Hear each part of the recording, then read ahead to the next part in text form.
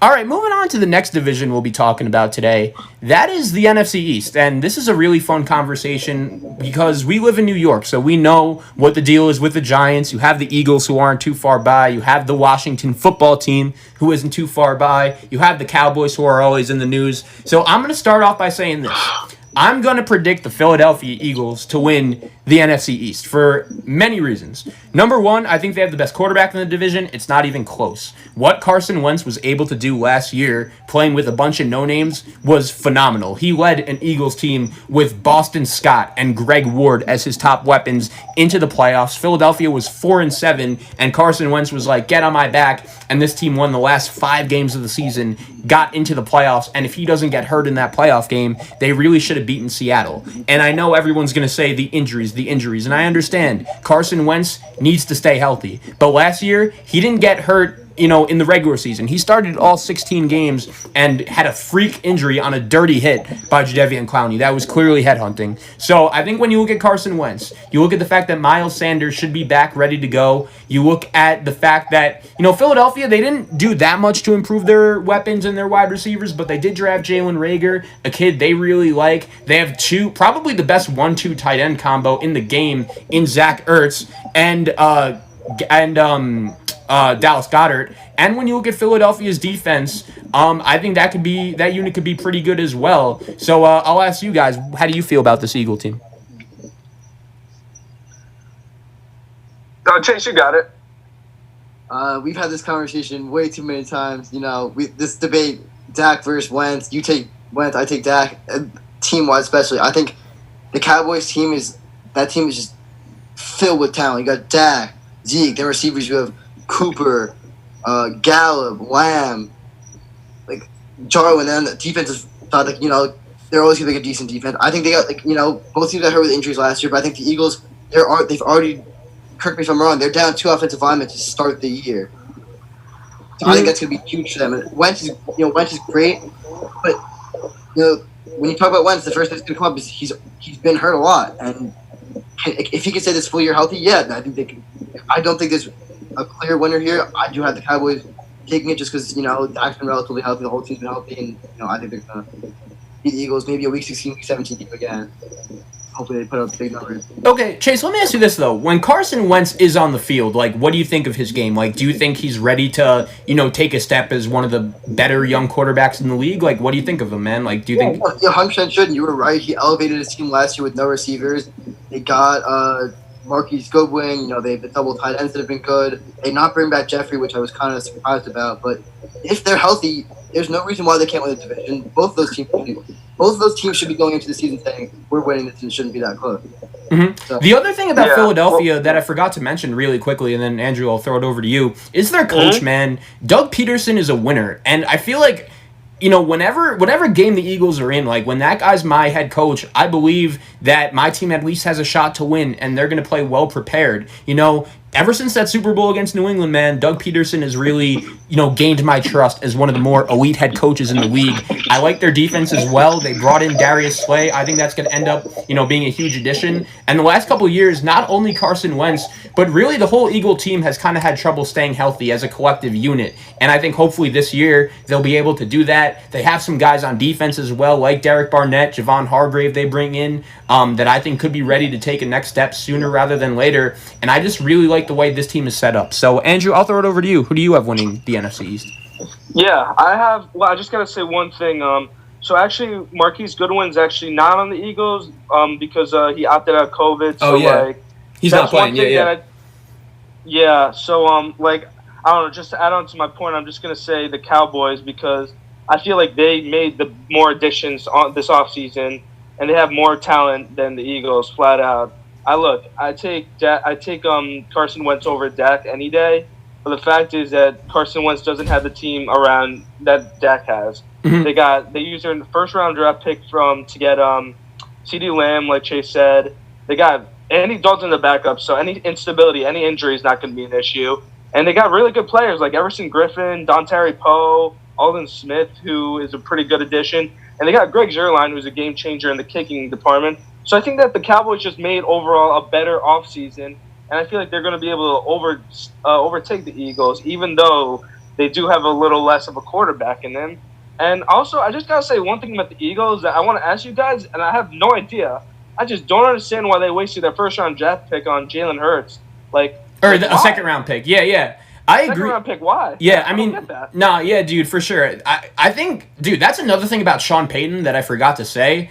That another reason I don't like the Saints is that dude just gives Taysom Hill the ball way too much. And I think the Eagles are kind of following suit with that by drafting Jalen Hurts. I agree, man. Even though I like the Eagles to win the division, that was an awful draft pick. They have their quarterback. I'm not gonna, you're 100% right about that. But I do think at the same time, when you look at this Philadelphia team, they could still play. And when you look at their defense, when you look at, Carson Wentz, I trust their playmakers more than I trust Dallas's. And yeah, Andrew, they got CeeDee Lamb. They bring back Amari Cooper. Zeke is in the mix as well. But they also lose Travis Frederick on the offensive line. I think that's a big loss. Gerald McCoy, a guy that they brought in to, really create some havoc on the defensive line. He's hurt. Their defense was awful last year. And I just think Dak, look, I think he's cemented as like the 8th or 10th best quarterback in the league. I don't think you're going to win a Super Bowl because Dak Prescott is your quarterback.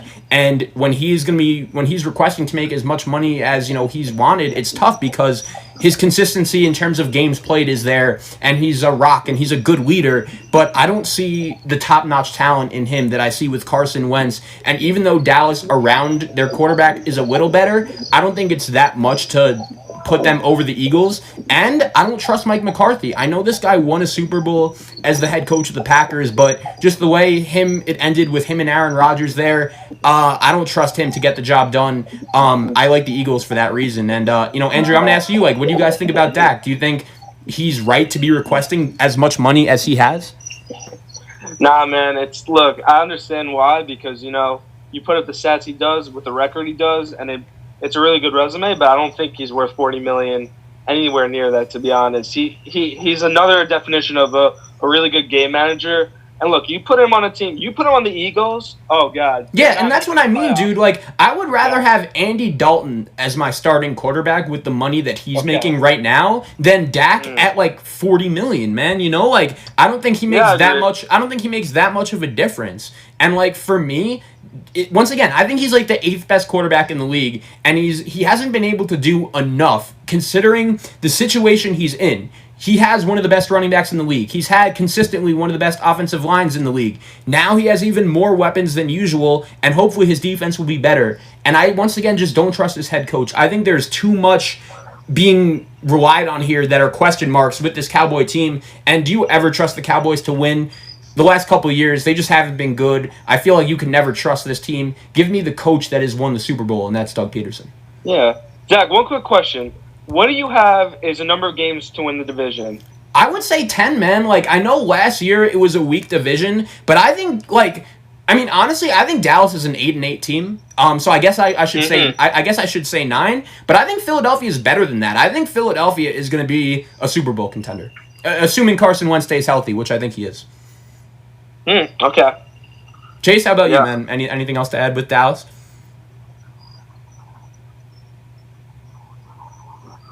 Chase is actually on mute. I don't really. Oh, yeah, you're good now. Yep. Some breaking news here.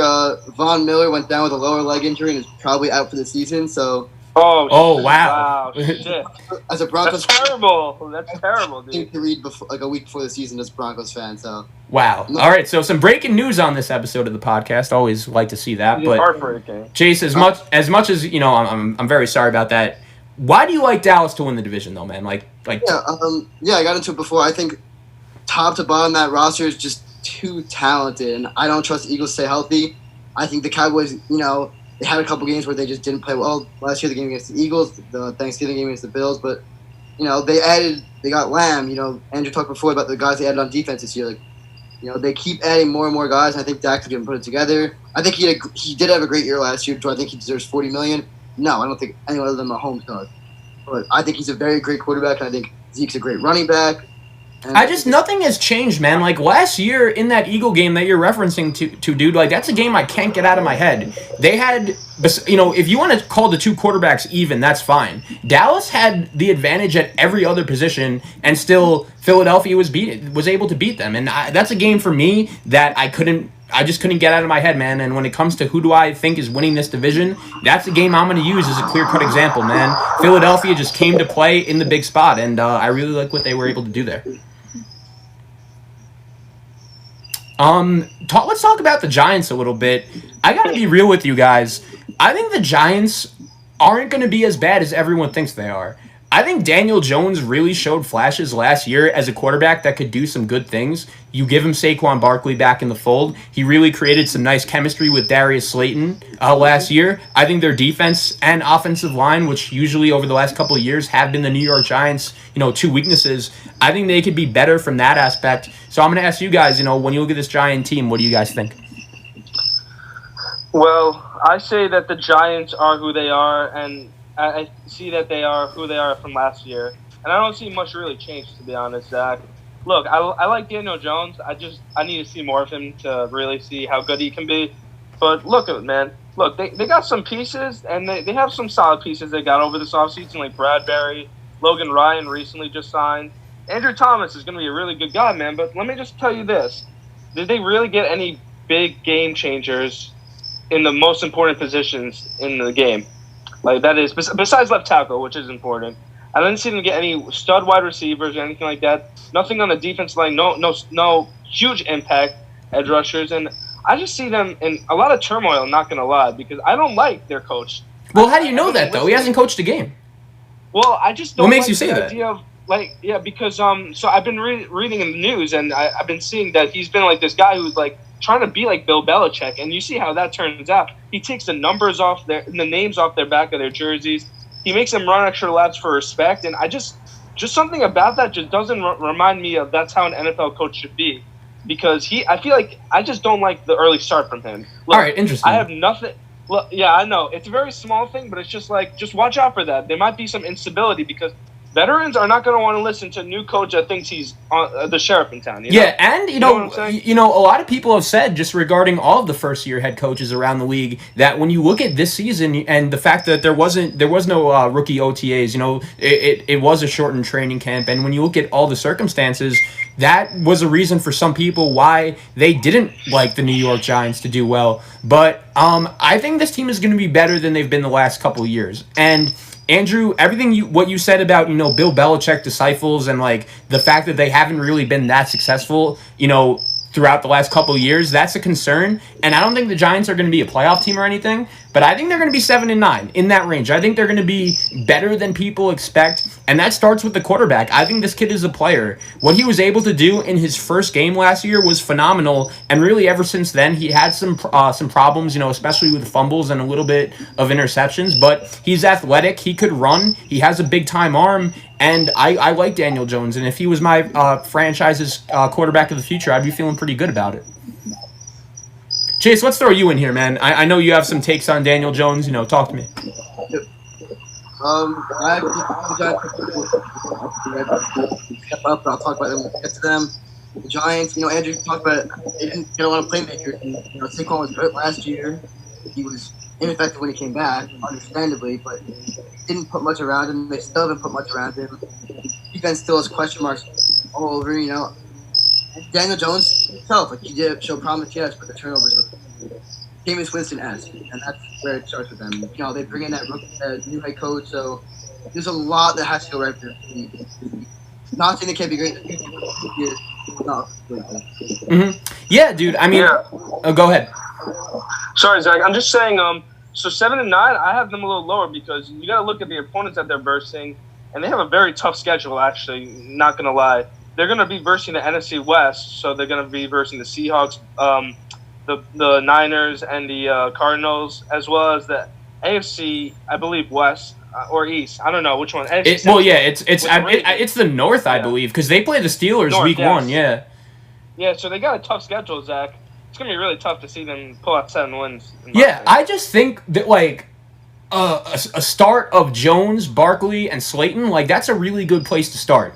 And you throw in Andrew Thomas, you throw in Nate Solder, a guy who, look, he hasn't been good the last 2 years, but they're paying him a lot of money. You pray that he'll be able to do well. I like Will Hernandez, a guard that has been there a couple years now. I think their defense got a little better as well by bringing in Logan Ryan. They also returned Jabril Peppers. They returned Ryan Connolly, a young linebacker that was good for them last year. They also, bring back a bunch of other guys on defense. Unfortunately, the whole DeAndre Baker situation, that is something that Giant fans are going to want to forget about. That pick isn't looking too good. But, I think this Giant team is going to be better than expected. Andrew, what's up? Yeah, just one quick thing. I just want to let you know, Nate Soldier actually opted out. So oh, really? They won't have him as well. Yeah. Are you sure about that? Wow, I didn't hear that. July 29th, he opted out for family concerns. Wow. So okay, so that's a big concern. I actually didn't know that. Interesting. All right, so they're going to need their offensive line to be even better. So I think when you look at this Giant team, that's obviously a concern, but I think they're on the right track of addressing it by bringing in Andrew Thomas, by bringing in Hernandez and guys like that. We'll throw it over to the Washington football team, and the thing with these guys is this: they bring in Ron Rivera to be their new head coach, but the instability has been there for years. And one thing that I like about Ron Rivera is that he cut Darius Geis right away, and I think that changed the culture after the news that came out about him. Or that's a start of changing the culture. There's still a ton of question marks on this team with, Dwayne Haskins. They don't know what he is at this point. He didn't look great last year, but that was in limited action, and I don't really know if it's that fair to really judge him. They have, no one proven at running back after they decided to move on from Adrian Peterson. They have a really good young receiver in Terry McLaurin. I think that could be a place for them to start. And I think their defense could be better than expected, but when you guys look at this Washington football team, what are your guys' takes on them for 2020? Yeah, I'll start this off. I'm actually pretty high on this team. It's not, it's really high. It's still football team. Their defense, I think it could be, towards the upper end of the league. Jonathan Allen, Payne, Wett, Young, secondary, Collins, Ronald Darby. So they have plenty of guys. And offensively, we haven't, I don't think hasn't given a fair shot. I really don't. I got thrown in there. I think, him, McLaurin, couple running back committee with Bryce Love, this team, winning the division, probably not, but they can win 7 games. They're not a joke anymore. It's a real team. I think you made some good points there. I know the audio was a little off, but Chase made some good points there about Dwayne Haskins and a lot of other things about this Redskin team. Andrew, I'll ask you this, man. What do you think about the Redskins, man, or the Washington team now? Do you think they could be successful? Well, look, I see that they could be a 5. I really do see that their ceiling is 6 wins this year. Because I don't believe in I really don't believe in their quarterback in Dwayne Haskins. He's unproven and he needs to do more. Yeah, he is unproven. I just seen from he really is not a finished product yet. So I feel like he needs a little more time. So I feel like this year is this really feels like he's going to be like his first year to really get into the offense and really have a whole offseason ahead of him. So I see him making progress. But look, I didn't see anything that was insane about him last year. I saw him make some really good plays, but I didn't see that much stuff. So if he doesn't produce really good this year, I see them possibly maybe moving on and pulling a Josh Rosen with Trevor Lawrence if they're not really that good. Yeah. So I'm just saying that. You got to watch out for Dwayne Haskins. His seat is on the fire. Yeah, and you have to remember that when you look at, their head coach, Ron Rivera, he actually was not the coach, and their current GM, they don't have Bruce Allen anymore, so they actually have, a completely new regime, and maybe that makes them a little more likely to get rid of a guy, like Haskins. I think when you look at this team, though, there are some signs of optimism. I agree with what Chase said. With Chase Young and Sweat and Payne and Allen and Ryan Anderson, there are some guys on this defense that with Ron Rivera, a guy that has led, a defense to a Super Bowl before, I think they're not that far off, but they could just be so set back if they're ready to win besides quarterback. I agree, Andrew. If Haskins isn't good this year, they have to pull trigger right away and just move on and take another quarterback next year. Because I agree, Chase. I think around quarterback, especially on defense, this team isn't that far off. All right, and that will do it for the NFC East. Once again, I have the Eagles winning the division. Andrew and Chase have the Cowboys, and let's move on to the NFC North.